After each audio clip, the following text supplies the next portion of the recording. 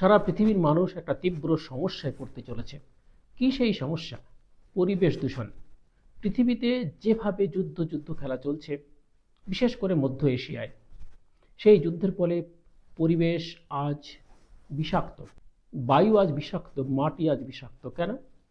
যেখানে যুদ্ধ হয় সেই যুদ্ধক্ষেত্রে প্রচুর পরিমাণে বোম্বার্ডমেন্ট হয়, সেখানে প্রচুর যুদ্ধাস্ত্রের প্রয়োগ হয়, সেখানে মারাত্মক মারাত্মক অস্ত্র ব্যবহৃত হয়। তার মধ্যে বিশেষ করে অসংখ্য কেমিক্যাল, যেমন সালফার, ফসফরাস, এরকম অসংখ্য কেমিক্যাল সেখানে ব্যবহৃত হয়। এদের প্রত্যেকটা দহন হলে তাদের অক্সাইড উৎপন্ন হয়। বিশেষ করে সালফারের জন্য সালফার ডাইঅক্সাইড, সালফার ট্রাইঅক্সাইড, ফসফরাসের জন্য ফসফরাস ট্রাইঅক্সাইড, ফসফরাস পেন্টঅক্সাইড, আর্সেনিকের জন্য আর্সেনিয়াস অক্সাইড এবং আর্সেনিক অক্সাইড। এছাড়াও অসংখ্য অক্সাইড সেখানে উৎপন্ন হয়, যা পরিবেশের সঙ্গে সরাসরি মিশছে। এতে পরিবেশ ভীষণভাবে দূষিত হচ্ছে। তবে এই দূষিত পরিবেশের মধ্যেই যে মানুষগুলো বেঁচে রয়েছে, যারা বেঁচে থাকছে, তারা চরমভাবে আক্রান্ত হচ্ছে। তাদের মস্তিষ্ক আক্রান্ত হচ্ছে, তাদের লিভার, তাদের হার্ট, তাদের কিডনি ভীষণভাবে ক্ষতিগ্রস্ত। সেই পরিবেশ দূষণ এর ফলে যেমন বিশ্ব উষ্ণায়ন বৃদ্ধি পাচ্ছে, গ্লোবাল ওয়ার্মিং বাড়ছে। এর ফলে সারা পৃথিবী জুড়ে ঝড় ঝঞ্ঝা, জলোচ্ছ্বাস এ প্রায় লেগে রয়েছে। সারা পৃথিবী জুড়ে যেমন হচ্ছে টর্নেডো, সাইক্লোন বা উইলি টাইফুন, বিভিন্ন ধরনের ঝড়ের প্রকোপ লক্ষ্য করা যাচ্ছে।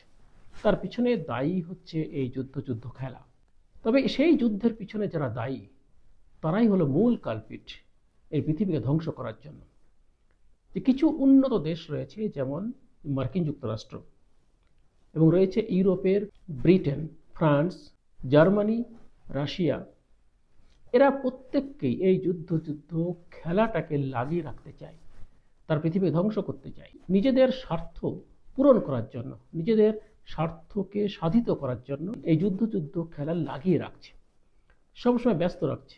এতে তাদের দুদিকে লাভ, যে ওই দেশগুলোকে সম্পূর্ণভাবে দুর্বল করা যাচ্ছে, তাদের উপর সহজেই ছড়ি ঘোরানো যাবে, তাদের উপর প্রভুত্ব বিস্তার করা যাবে, এবং এই যুদ্ধের ফলে প্রচুর অস্ত্রের ব্যবহার হয়। সেই অস্ত্র ব্যবহার হলে তাদের অস্ত্রের ঘাটতি দেখা যাবে।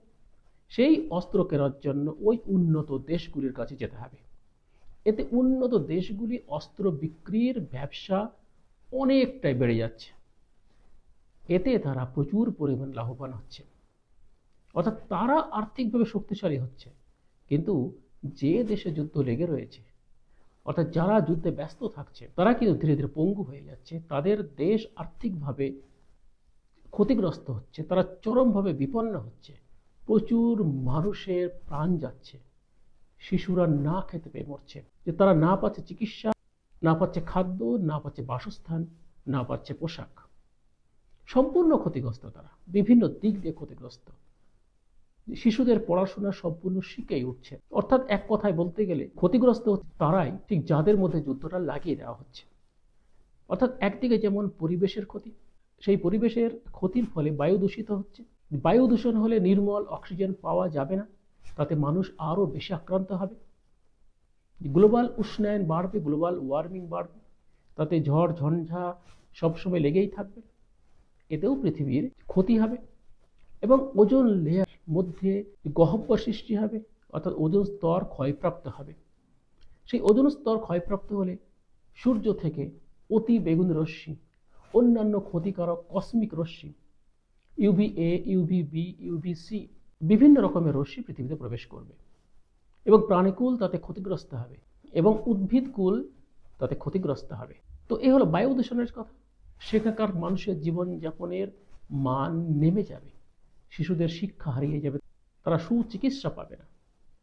অন্যদিকে যারা লাভবান হবে, তারা হলো ওই উন্নত দেশগুলি, যারা যারা যুদ্ধ লাগিয়ে দিয়ে সেখান থেকে মজা দেখবে, আর আর্থিকভাবে তারা শক্তিশালী হবে, তারা অস্ত্র ব্যবসায় আরও বেশি উন্নত করবে, এবং দেশগুলিকে দুর্বল করতে পারলে তারা আরও বেশি তাদের উপর প্রভুত্ব বিস্তার করতে পারবে। অর্থাৎ এই যুদ্ধ খেলা থেকে যত দূর পারা যায় দূরে থাকার চেষ্টা, সেটা এই উন্নয়নশীল দেশগুলিকে বুঝতে হবে, এই গরিব দেশগুলিকে বুঝতে হবে, যাতে তারা কোনোভাবেই এই যুদ্ধ খেলায় জড়িয়ে না পড়ে, নিজেদেরকে আরও দুর্বল না করে, নিজেদের শিশুদেরকে শিক্ষা থেকে বঞ্চিত না করে, তাদেরকে খাদ্য থেকে, স্বাস্থ্য থেকে, পোশাক থেকে বঞ্চিত না করে।